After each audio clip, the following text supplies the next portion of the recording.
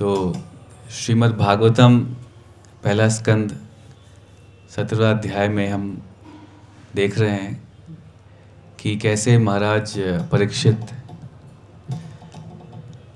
जब दिग्भ्रमण के लिए निकले थे तो उन्हें गाय और बैल असहाय अवस्था में मिले और उन्हें एक शूद्र जो है परेशान कष्ट दे रहा था।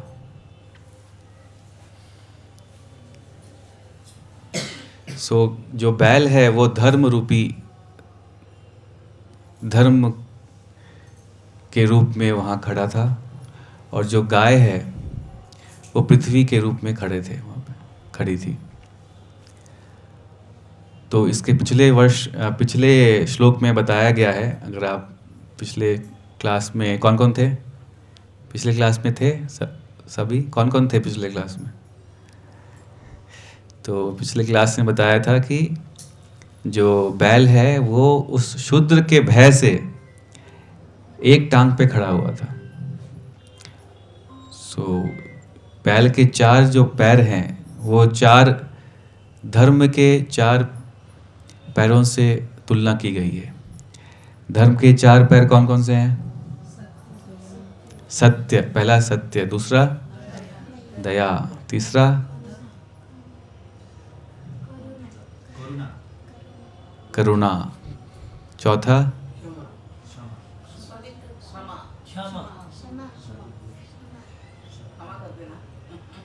पवित्रता, शौचम। तो बैल जो है 3 पैर पे खड़ा था। तो इसका अर्थ ये है कि कलयुग में 3 धर्म के 3 पैर नहीं हैं, एक ही पैर है। कौन सा पैर एक बचा है? वो भी हिल रहा है, लड़खड़ा रहा है। सत्य। थोड़ा सत्य अभी भी लोग विश्वास कर लेते हैं एक दूसरे पे।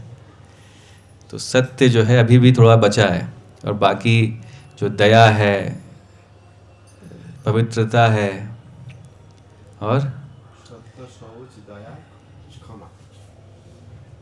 क्षमा,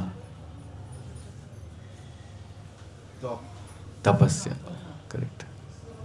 तो तपस्या, दया और जो तपस्या, दया और स्वच्छता, पवित्रता जो है वो कलयुग में नहीं है। और आज के श्लोक में बताया गया है कि जो पृथ्वी रूपी गाय है उसकी क्या अवस्था है। तो ये जो भागवत हम देख रहे हैं, जो श्रील प्रभुपाद जी ने जो लिखा है, ये 50 वर्ष से भी पहले लिखा है। और उस वक्त प्रभुपाद जी ने ऐसे ऐसी बातें लिखी हैं अपने तात्पर्य में जो उस समय लोगों को पता भी नहीं था। प्रभुपाद जी यहाँ लिख रहे हैं तात्पर्य में कि जो आजकल जो बोलते हैं ना स्लॉटर हाउस, स्लॉटर हाउस को क्या बोलते हैं हिंदी में? जहाँ पे भारी मात्रा में जो है जानवरों को मारा जाता है।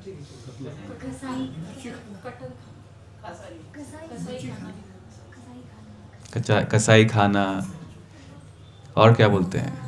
तो जो भी बोलते हैं जहाँ पे जो है बहुत ही निर्दयता से, क्रूरता से जो है जानवरों को बहुत ही पीड़ित अवस्था में रखा जाता है। आप लोग आगे आ जाइए और आगे आ जाइए, और भी सब लोग आ रहे हैं। आगे आइए और आगे आइए। हरे कृष्णा कृष्ण कृष्ण हरे हरे, हरे राम राम राम हरे हरे, हरे कृष्ण।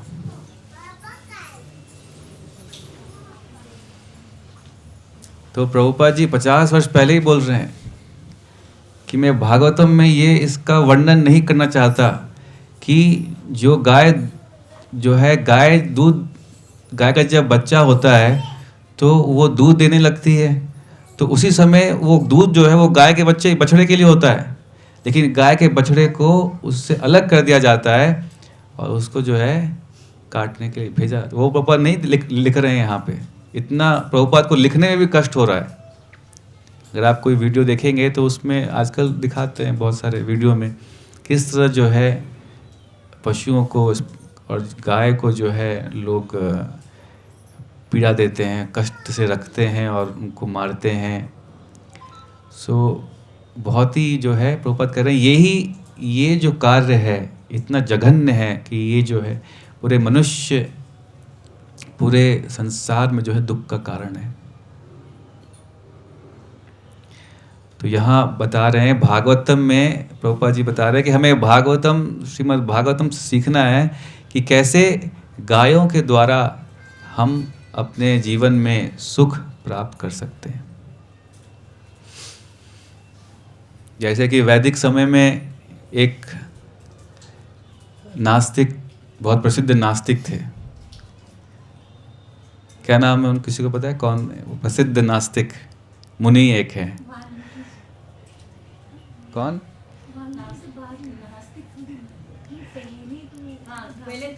उनका नाम है चार्वाक मुनि। तो उन्होंने बोला ऋणम कृत्वा घृतम पीवेत यावत जीवे सुखम जीवेत। तो एक नास्तिक भी कह रहे हैं, क्या कह रहे हैं कि ऋणम कृत्वा घृतम पीवेत, कि आप किसी भी तरह से, चाहे उधार लीजिए, चाहे चोरी कीजिए, चाहे भीख मांगिए, आप क्या कीजिए, घी प्राप्त कीजिए और घी खाइए। मतलब घी से बना हुआ जो है पकवान खाइए। क्यों कहा ये? क्योंकि जो घी है वो ना तो हमारे शारीरिक जो देह को पुष्ट करता है, पर वो हमारे मानसिक चेतना में भी बहुत जो है ये विकास करता है। आजकल जो आधुनिक वैज्ञानिक हैं वो बहुत रिसर्च को क्या बोलेंगे हिंदी में, संशोधन कर रहे हैं। और वो संशोधन करके वो ये पा रहे हैं, वो कह रहे हैं कि आप एक जो पात्र में इंसान का ब्रेन रख दीजिए और एक पात्र में घी रख दीजिए, बोले उसमें दोनों में कोई अंतर नहीं। मतलब जो धातु से हमारा मस्तिष्क बना है, ब्रेन बना है, वो सब धातु घी में भी है। तो इसका अर्थ यह है कि घी में ऐसे धातु हैं जो हमारे मस्तिष्क को खोलते हैं, खास करके अध्यात्म जो वस्तु है, अध्यात्म जो विद्या है, इसको समझने की क्षमता प्राप्त करने के लिए वो सहायक होती है।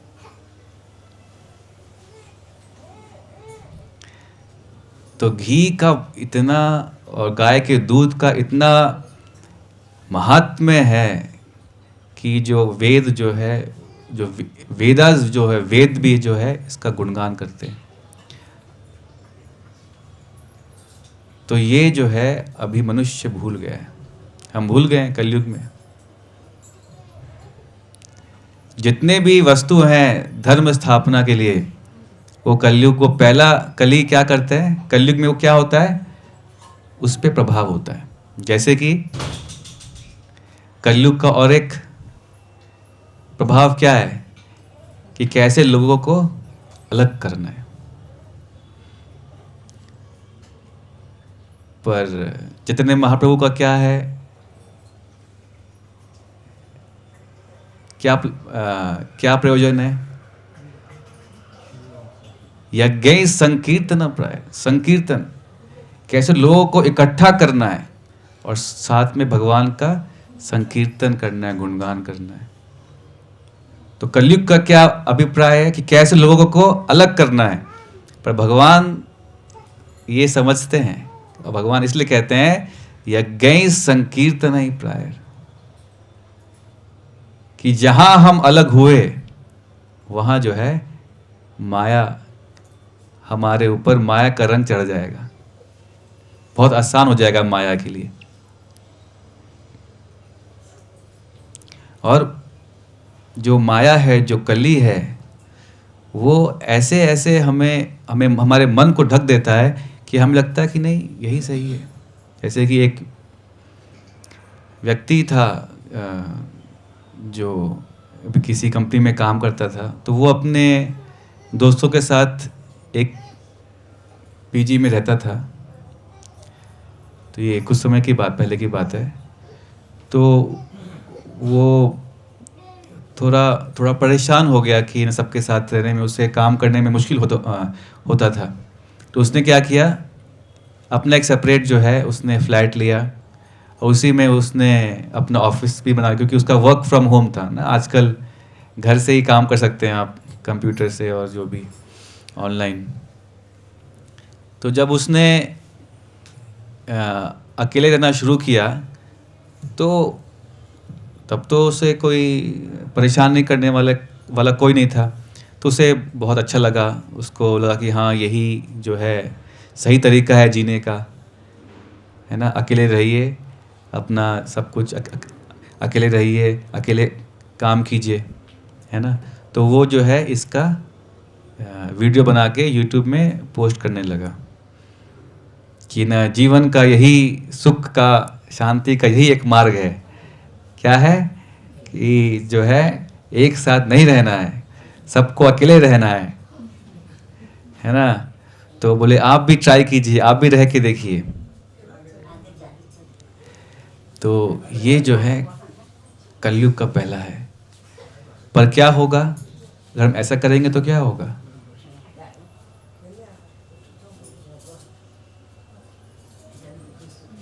हम अकेले रहेंगे तो क्या होगा उससे?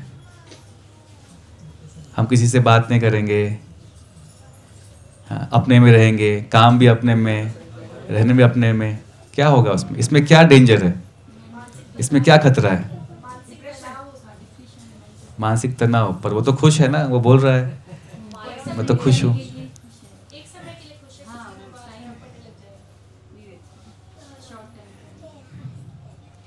और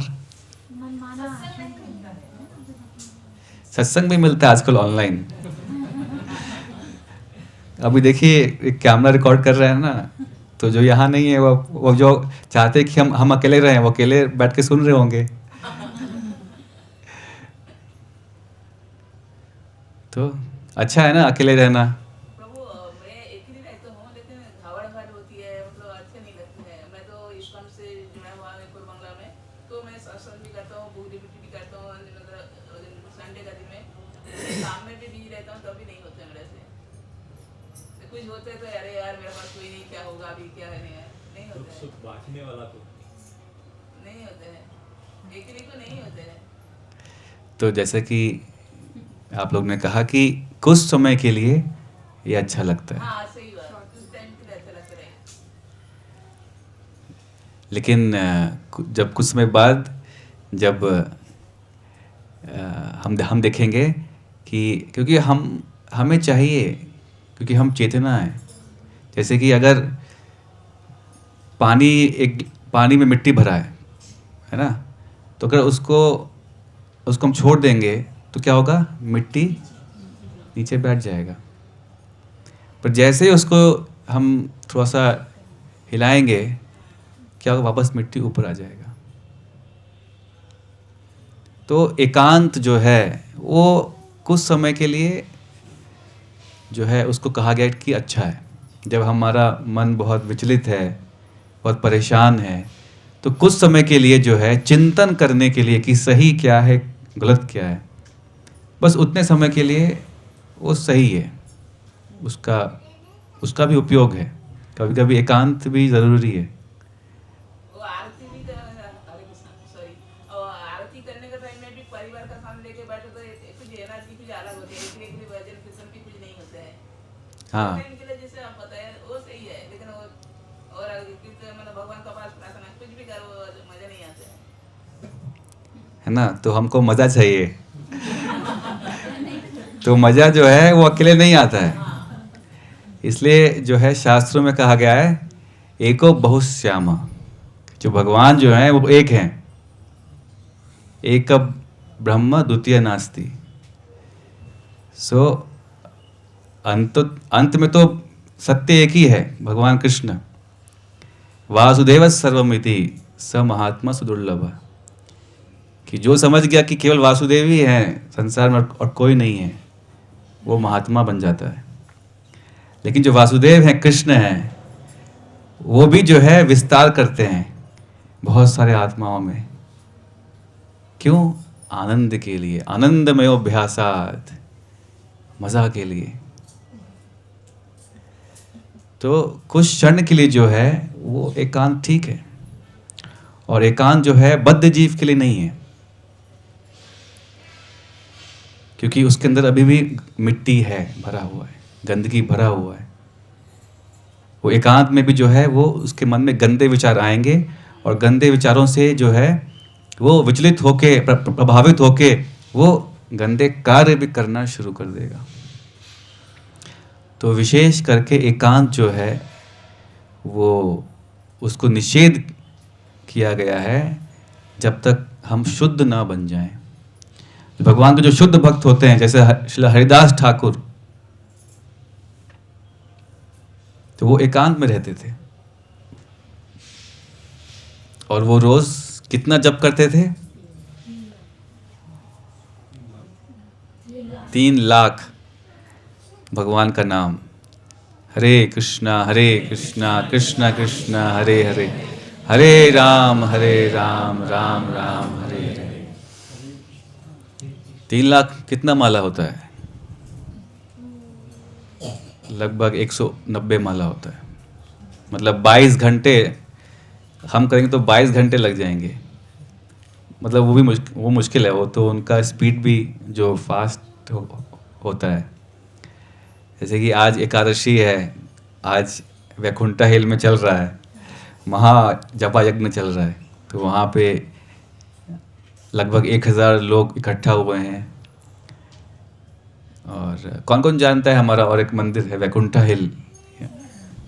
कौन कौन नहीं जानता है? नहीं जानते हैं आप लोग? तो बहुत सुंदर मंदिर बना है साउथ बेंगलोर में। यहाँ से डायरेक्ट मेट्रो भी है, तो यहाँ से बस आधा घंटा लगता है। तो वो जो मेट्रो स्टेशन है दोदकल संद्रा बोल के आप पूछ लीजिएगा। तो आप जाइए, आज अगर टाइम है तो वहाँ चलेगा अभी रात तक, रात के 8 बजे तक चलेगा। वो सुबह शुरू हुआ 6 बजे के आसपास। तो वहाँ पे अभी 108 माला कर रहे हैं सब लोग। तो महायज्ञ चल रहा है विश्व शांति के लिए। सो आप लोग भी जाइए, मौका समय है तो अच्छा मौका है। तो जो हमारे मंदिर के अध्यक्ष हैं, प्रेसिडेंट हैं, श्री मधु पंडित प्रभु जी, वहाँ पे बैठे हैं और वो बता रहे हैं कि कैसे जप करना है और जप करने का क्या लाभ है। तो वो सबको बुला के कर रहे हैं साथ में, अकेले नहीं कर रहे। अकेले कौन करता था? हरिदास ठाकुर। तो जैसे कि कुछ लोग, आप लोग को पता होगा कि वो अकेले थे, तो वो शुद्ध भक्त थे। तो उनको कई लोगों ने जो है, कुछ लोगों ने जो है भटकाने का, भ्रमित करने का, फंसाने का प्रयास किया। सो उनके पास एक वैश्य को भेज दिया, एक स्त्री को, अकेले एकांत रात में। फिर भी वो इतने शक्तिशाली थे, इतने शुद्ध थे कि वो, उनको कुछ नहीं हुआ, वो नहीं भटके, पर वो जो स्त्री थी वो भक्त बन गई। हरिदास ठाकुर की। तो वो हम अगर सोचे कि नहीं हम भी शुद्ध हैं, हम भी बैठ जाएं और कोई आएगा तो क्या होगा, हम भी उसको भक्त बनाएंगे? नहीं होगा, हम चल जाएंगे उसके साथ। तो इसलिए जो है हमें संकीर्तन करना है। हमें श्री चैतन्य महाप्रभु ने कहा है कि एकांत में भक्ति नहीं करना है, हमें भक्तों के संग करना है। जैसा कि जो श्रील प्रभुपाद जी के गुरु थे, श्रील भक्ति सिद्धांत सरस्वती ठाकुर प्रभुपाद जी, तो उन्होंने भी एक भजन लिखा है, मन तुम्ही किशेर वैष्णव प्रतिष्ठार तारे निर्जनेर घरे तव हरि नाम केवल कही तव। कि वो अपने मन को जो है हमारा मन ही है सभी कारण, सभी जो है समस्याओं का जो जड़ है, जो कारण है, वो मन है। इसलिए आध्यात्म जीवन में पहला कार्य हमें क्या करना है कि हमें खुद को और मन को जो है वो अलग अलग देखना है। अभी हम ये समझते हैं, अभी हम अपने खुद को, हम कौन हैं? यस, हम आत्मा हैं। लेकिन अभी जो हम आत्मा हैं, वो जो मन है, आत्मा और मन वो खुद को एक ही समझता है। आत्मा समझता है कि जो मन में इच्छाएं हो रही है वो मेरी इच्छा है, इसे जो मन कहता है वही करता है वो आत्मा। परंतु आध्यात्म जीवन में जब हम आते हैं तो हमें ये समझने का प्रयास करना है, ये देखने का प्रयास करना है कि नहीं, जो मन कह रहा है वो मैं नहीं हूं। मन बोलता है कि नहीं, मंदिर मत जाओ, तो क्या वो भी आत्मा का इच्छा है क्या? आत्मा का इच्छा नहीं है। क्यों नहीं है आत्मा का इच्छा? मन कह रहा है कि मंदिर मत जाओ, घर में बैठो, नया मूवी आया है वो देखेंगे आज। तो ये आत्मा का इच्छा क्यों नहीं है? बताइए। आत्मा पर हावी हो जाती है। ठीक है, पर आत्मा का इच्छा क्यों नहीं है? आत्मा सच्चाई जानता है क्या सच्चाई जानता है? कि ये मेरी सच्चाई नहीं, ये तो भगवान की बात है। नहीं, आत्मा का इच्छा ये क्यों नहीं है कि मंदिर नहीं जाना है, भक्ति नहीं करना है? क्योंकि आत्मा परमात्मा का अंश है, उनको परमात्मा का नाम सुनना अच्छा लगता है उनको। यस, क्योंकि जो आत्मा है वो भगवान का भक्त है। जीवेर स्वरूप होए कृष्णेर नित्य दास। पर वो भूल गया, अभी हम भूल गए कि हम भगवान कृष्ण के अंश हैं, भगवान कृष्ण के सेवक हैं, दास हैं। तो जो भगवान, जो आत्मा जो है अपने वास्तविक स्वरूप में जो है वो हमेशा कृष्ण का ही चिंतन करते हैं। अपने शुद्ध अवस्था में जो है हम कृष्ण के चिंतन के अलावा और कुछ कर ही नहीं सकते हैं। तो अगर यदि हम सोच रहे हैं कि आज मंदिर नहीं जाना है, आज भक्ति नहीं करना है, या कृष्ण कौन है, तो इसका अर्थ यह है कि वो मैं नहीं हूं, वो मेरे ऊपर एक जो है एक जाल बिछा हुआ है, अज्ञानता का जाल, भौतिक मन का जाल, जो मुझे कृष्ण के चिंतन से दूर कर रहा है। तो आध्यात्मिक जीवन में हमें यह समझना है कि हम ये मन नहीं, हम आत्मा हैं। और कैसे, तब हम ये देख पाएंगे कि कैसे हमें जो मन हमें कृष्ण से अलग कर रहा है, हमें वास्तविक सुख प्राप्त करने की मार्ग से भटका रहा है। जैसा कि आज के तात्पर्य में प्रभुपाद जी कह रहे हैं कि जो गाय है, हमें उसकी रक्षा करना हमारा धर्म है, क्योंकि गाय के माध्यम से हमें धर्म के मार्ग में चलने का रास्ता प्राप्त होता है, सहयोग मिलता है। पर क्योंकि हम भूल गए हैं अपना वास्तविक स्वरूप, इसलिए जो है हम गाय के महात्म्य को, गाय के महत्व को हम नहीं समझते।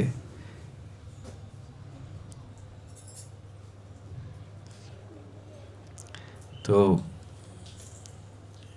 अभी इसमें यह भी लिखा है आज तात्पर्य में कि सभी जो भी गृहस्थ हैं वो सभी को जो है अपने घर में गाय बैल पालना चाहिए।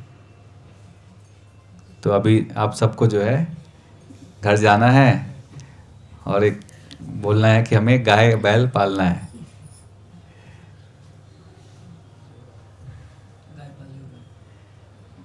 कौन कौन गाय, किसी के घर में गाय है? मुझे यहाँ तो हो ही नहीं सकती। कहाँ, बैंगलोर में? बैंगलोर में, बैंगलोर में, भुवनेश्वर में। तो आप बहुत भाग्यवान हैं। कितने गाय आपके घर में? 4 गाय हैं। और बैल? बैल नहीं है। आपका? गाय है, बैल नहीं है। ठीक है। बच्चा कोई? मिला के 5। कितने बच्चे हैं, कितने गाय? तो 7 हो गया ना। 5 और 3। आपका बच्चा नहीं है, बच्चा नहीं है। कितना है, कितना? 4 गाय 4 बछड़ा। अच्छा अच्छा, दूध मिलता है अच्छे से। मक्खन भी मिलता है। तो कितना अच्छा है ना। पहले के ज़माने में सभी के घर में होता था। सो एक प्रभु थे, अभी प्रभु एक प्रभु थे, तो उन्होंने बताया था पहले कि उनके घर में भी, वो भी उड़ीसा से ही थे हैं, तो उनके भी घर में वो बोलते थे कि ना हमारे घर में हम लोग सोते थे और जो है वो गाय आती थी, ऊपर से चल के चल जाती थी। तो वो गाय को वो जो है एक फैमिली, एक परिवार के सदस्य के रूप में मानते थे। गाय हमारी माता है कहते हैं ना। और कहते हैं कि गाय जो है उसमें इतना वो होता है, इतना बुद्धि होता है, और बहुत वो क्या बोलते हैं, भावनाएं बहुत होती हैं गाय में, भावना और ममता। ममता। तो अगर हम वो गाय के साथ रहे हैं और हमें कुछ पीड़ा हो रही है, तो गाय को समझ में आ जाएगा कि हाँ मुझे कुछ हो रहा है, मैं किसी संकट में हूँ। कहते हैं कि मैंने सुना है कि एक बार कोई व्यक्ति था जो उसके घर में गाय थी, तो वो शायद मर गया, तो गाय के आंख से आंसू निकल रहा है। तो पर हम भूल गए हैं कि गाय जो है कितनी महान है और हमें क्या गाय से लाभ हो सकता है। सो कहते हैं कहते हैं ना कि सभी देवी देवता जो है वो गाय के जो है शरीर में रहते हैं। तो गाय की सेवा करने से हमें सभी देवताओं की सेवा करने का फल मिल जाता है। तो अभी तो ठीक है, तो अच्छी बात है, लेकिन अभी जिस हालात में हम हैं, तो हम सभी तो गाय नहीं पाल सकते, है ना। आप सब लोग सोच रहे हो कि अब ठीक है, अब क्या करें, हम तो इस अवस्था में नहीं है कि हम गाय पालें। तो क्या हमारे लिए क्या, हम क्या कर सकते हैं? Correct correct. और क्या कर सकते हैं? गौशाला में सेवा कर सकते हैं, कुछ सहयोग कर सकते हैं, दान दे सकते हैं। और हाँ, तो आंदोलन करना है, खड़े होना है, स्ट्राइक करना है। मेरे यहाँ वहाँ लखनऊ में मम्मी के यहाँ एक गाय पली थी, पूजा नाम था उसका। उसके जितने भी बच्चे हुए ना, वो सारे हमारे ऊपर वाले फ्लोर पे मंदिर था, इतना ही बड़ा रूम था, तो वहाँ अभी भी है। तो वो जितने भी बच्चे हुए ना, सब टक टक टक टक सीढ़ी चढ़ करके और मंदिर में जाते थे पूजा करने। उन्हें वो आदत, पहले मम्मी ने उनको गोद में पकड़कर सिखाया, जब वो पैदा हुए तो गोद, बाद में वो खुद से जाने लगे। हालांकि कोई भी बच्चा रहा नहीं, पता नहीं कौन सी दिव्य आत्माएं आई थी, थोड़े दिन रही और फिर चली गई, तो कोई भी जीवित नहीं बचा। लेकिन ऐसा किया उन्होंने जितने भी, क्योंकि सभी जीव जो हैं वो भगवान के भक्त हैं। शरीर कोई भी हो, 84 लाख योनियां हैं, लेकिन अंत में जो अंदर जो है वो आत्मा है, जो कृष्ण का दास है। तो गाय की तो बहुत दूर की बात है। जैसे कि चैतन्य चरितामृत में बताया गया कि जो एक कुत्ता था, वो एक भक्त के पीछे चलने लगा। उनका नाम था शिवानंद सेना। वो जा रहे थे, बंगाल से जा रहे थे, जगन्नाथपुरी जा रहे थे, तो भक्तों के साथ एक यात्रा में, तीर्थ यात्रा में, चैतन्य महाप्रभु से मिलने के, दर्शन करने के लिए। तो वो कुत्ता भी साथ साथ चल जा रहा है उनके। तो किसी ने भगा दिया उसको, अरे भागो, हट हट। तो बोले नहीं नहीं, ये मेरे शरण में है, इसको मैं लेके जाऊंगा जहाँ तक मेरे साथ जाएगा ये। तो उस कुत्ते को जो है समय समय पे खिलाते और उसका ध्यान रखते, और वो ऐसे करते करते ले गए उसको। कुछ दिन का सफ़र था, और वो फिर वो महाप्रभु, चैतन्य महाप्रभु को उसने दर्शन किया, और महाप्रभु ने जब देखा उसको बोला कि हरे कृष्ण, बोलो हरे कृष्णा। तो कुत्ता ही बोला हरे कृष्णा, और भगवान के धाम चला गया। तो ये इसका प्रमाण ये है कि ये जो शरीर तो एक जाल है, इसके अंदर जो है जो जीव है वो हमेशा सदैव कृष्ण का भक्त है। मनुष्य जीवन एकमात्र ऐसा अवसर है जहां हम इस चेतना को पुनः जागृत कर सकते हैं। तो जैसे कि ये संभव नहीं है कि हम सभी जो है अपने घर पे गाय पालें, या कई बार तो गाय की सेवा करने का भी अवसर नहीं मिलता है। तो एक और ऐसा जो है उपाय जो है हम वो कर सकते हैं, जैसे कि शास्त्र में बताया गया है कि जैसे गाय जो है उसमें सभी देवताओं का निवास है, उसी प्रकार जो सद्गुरु होते हैं, जो भगवान के शुद्ध भक्त होते हैं, जैसे श्री प्रभुपाद जी हैं, तो गुरु जो आचार्य होते हैं वो भी सभी देवी देवताओं के स्वरूप होते हैं। सर्वदेव मयो गुरुहु शास्त्र में बताया गया है। तो हम ऐसे गुरु का अगर सेवा करें तो हमें गाय के सेवा करने का भी फल मिल जाता है। तो हम अभी बहुत भाग्यवान हैं कि हालांकि कलयुग चल रहा है, पर कलयुग में भी जो है हमें एक सुनहरा अवसर मिला है कि हम एक शुद्ध भक्त श्रील प्रभुपाद जैसे शुद्ध भक्त की हम सेवा करके अपना कृष्ण भावना वापस पुनः जागृत कर सकते हैं। तो ये हम अवसर ना छोड़ें। और जैसा कि कहा गया है कि कलयुग जो है वो दोषों का सागर है। कलेर दोष निधे राजन अस्थिर एक महान गुना। तो कलयुग जो है दोष निधे दोषों का सागर है, लेकिन अस्थिर एक महान गुना, इसमें एक महान गुण है। वो महान गुण क्या है? कीर्तनादिवस्य कृष्णस्य मुक्त संग परम व्रजेत। भगवान कृष्ण का कीर्तन करने से जो है हम सभी पापों से दूर हो जाते हैं।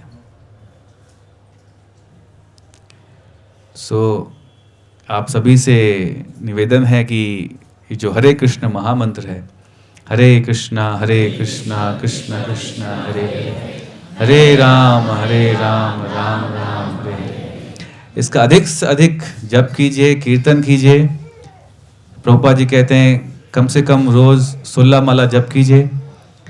तो यही एकमात्र कलयुग में उपाय है, और ये एक सुनहरा मौका है कि इस हरे कृष्ण महामंत्र का हम उच्चारण करके जप करके हम बहुत शीघ्र इसी जीवन में हम शुद्ध पवित्र बन जाएंगे और अपना जो वास्तविक चेतना है, स्वरूप, वो हम समझ पाएंगे कि हम ये शरीर नहीं बल्कि हम एक आत्मा है जो कृष्ण का नित्य दास है। तो अभी किसी को कुछ प्रश्न पूछना है तो वो पूछ सकते हैं। हरे कृष्ण। जो अभी कलयुग में जो से चल रहे हैं, तो वो लोग कैसे भगवान का भक्ति में आएगा? हम वही भगवान का प्रार्थना भी करते हैं, भगवान और लोगों की सद्बुद्धि दो। तो इसके लिए श्री चैतन्य महाप्रभु ने कहा है, भारत भूमि ते होइले मनुष्य जन्मजार, जन्म सार्थक कोरी करो परोपकार। श्री चैतन्य महाप्रभु जो श्री कृष्ण के स्वयं अवतार हैं, वो सभी जो लोग हैं जिनका जन्म हुआ है भारत भूमि में, भारत में, उनको ये आदेश दे रहे हैं कि आप सभी जो भी आपने जन्म लिया है इस भारत भूमि में, उनका 2 कार्य है। क्या है? जन्म सार्थक करी, अपना जन्म सार्थक कीजिए, भगवान का भक्ति करके हरे कृष्ण महामंत्र का जप करके अपना जन्म सार्थक कीजिए। जन्म सार्थक करी करो परोपकार, और दूसरों को इस बारे में बताइए। वो सुनता नहीं है ना, जो सुनता है उसको बताइए, बार बार बताइए, सुनेंगे। एक बार बोलिए, 2 बार बोलिए। और भगवान हमको कुछ पागल बोलता है।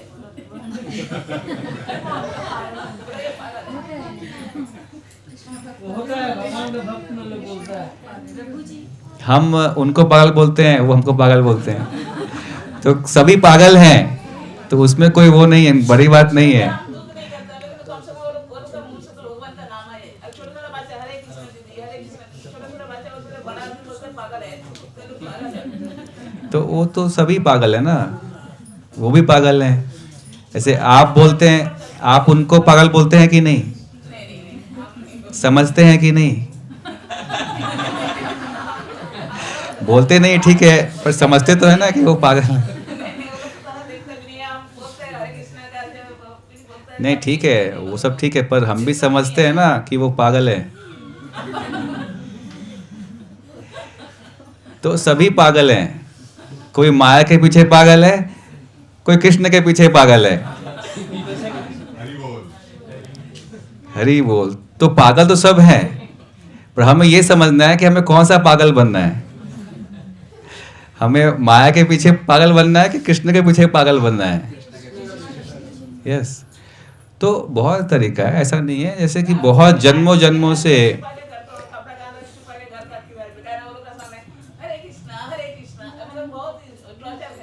अच्छा है। अब देखिए वो कैसे भी तो वो भगवान का नाम बोल रहे हैं, उनको लाभ होगा। अगर हम मजाक में भी या उसमें बोलते हैं, भगवान का नाम लेते हैं, तो भागवत में बताया गया कि उसका भी लाभ मिलता है।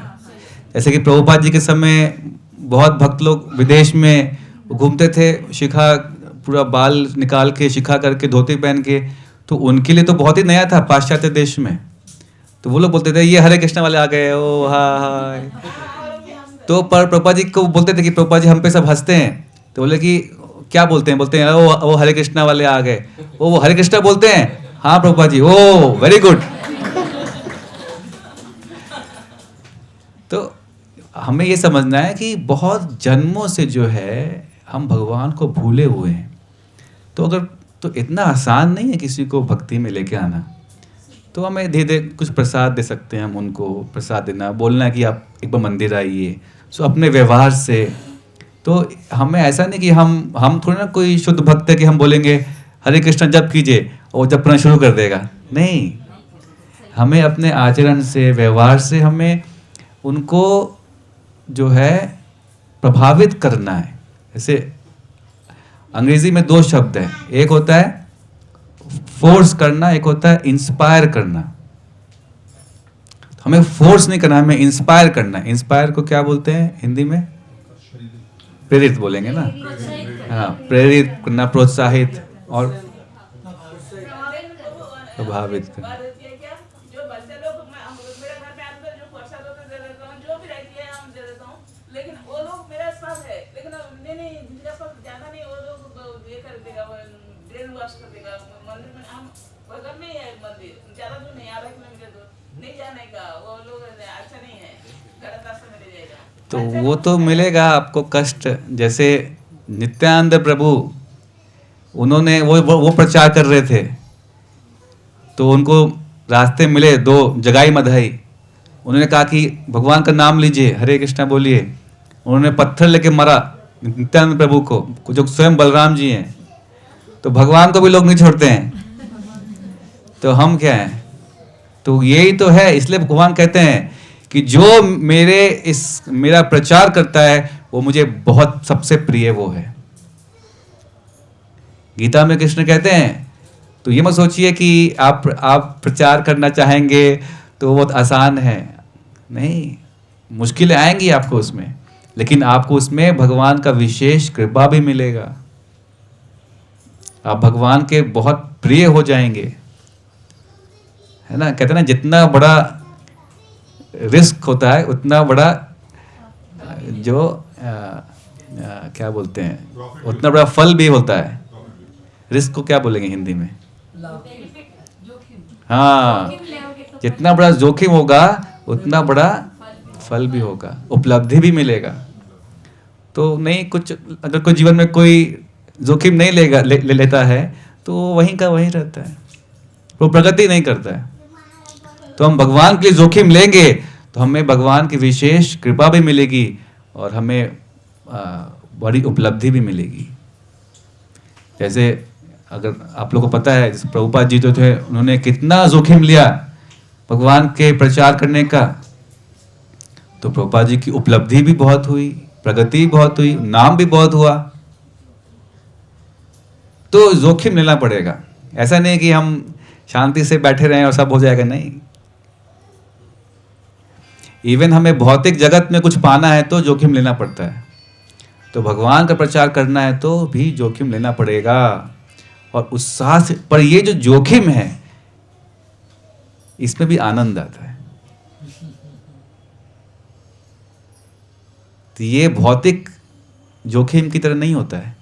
जो भगवान के लिए जो जोखिम लेता है वो भले उस कोई जो बाहर से देखे रही कितना कष्ट में है, लेकिन जो भक्त जो है उसको आनंद आ रहा है। तो भगवान के जोखिम लेने में भी आनंद है। जैसे कृष्ण कहते हैं गीता में, राज विद्या राज गुह्यम पवित्रम इदम उत्तमम प्रत्यक्ष अवगमम धर्म्यम सुसुखम कर्तुम अव्ययम। ये विद्या है, राज विद्या है, ये सुसुखम कर्तुम है। ये जो है सुखम, जो सुख पूर्वक जो है इसका जो है पालन होता है, इसमें आनंद आता है ना। तो आप चिंतित मत होइए, आप आनंद में रहिए और हमारा कार्य है कि हम अपना कर्म करें, हमें फल की चिंता नहीं करनी है। तो ये तो सब लोग जानते हैं, ये तो बहुत ही प्रसिद्ध है ये श्लोक गीता का, कर्म करो, कर्म के फल की चिंता मत करो। तो हमें अपना कर्म करना है, कोई लेगा कोई नहीं लेगा, वो फल भगवान के हाथ में। और ऐसा मत सोचिए, आपने किसी को बोला आज कि आप भगवान का नाम जप कीजिए, कुछ प्रसाद दिया, वो भले ही आज ना करे, पर वो अगर आप उससे मिलते रहेंगे, टच में रहेंगे, तो आप देखिएगा कुछ समय बाद वो अवश्य आएगा भक्ति में। तो समय लगता है, कोई जल्दी आता है, कोई थोड़ा समय लेता है, पर हमें प्रयास करते रहना है ना। हम अपने खुद के जीवन के साथ हम देख सकते हैं, क्या हम पहली बार में आ गए थे? नहीं, हमें भी समय लगा था। उसी प्रकार सबको समय लगता है। कोई अगर किसी ने पिछले जन्म में भक्ति बहुत कर लिया है और उसे इस जन्म में अगर पहले ही कोई मिलता है भक्त, तो वो तुरंत ले लेता है, भक्ति पकड़ लेता है। तो ये बहुत जन्मों का ये सिलसिला चलता रहता है। तो हमें इसके वो भगवान का हाथ में छोड़ना है, हमें अपना कर्म करना है, हमारे फल हमारे हाथ में नहीं है। क्योंकि सबको भगवान भी किसी को जो है फोर्स नहीं करते हैं। भगवान कृष्ण ने अर्जुन को उपदेश दिया पूरा गीता का, पर फिर भी अंत में क्या बोला? यथेच्छसि तथा कुरु। मैंने पूरा गीता बोल दिया है, हे अर्जुन सही क्या है, गलत क्या है, क्या ज्ञान है, अब भी तुम्हारी इच्छा, मैं तुम पे छोड़ता हूं, तुमको क्या करना है वो करो। तो भगवान जब हम किसी को जब जबरदस्ती नहीं करते हैं, तो हम क्यों परेशान हो कि भाई नहीं, उसको तो भक्ति करना ही है, भक्त बनना ही है। इतना आसान नहीं है भक्त बनना। तो हम बन गए, हमें बहुत भगवान का धन्यवाद करना है, बहुत कृतज्ञ रहना है और अपने जितना हमसे हो सके इतना प्रयास करना है कि हम दूसरों को भी प्रेरित करें। बाकी सब प्रभु की इच्छा, प्रभु की लीला। और किसी को?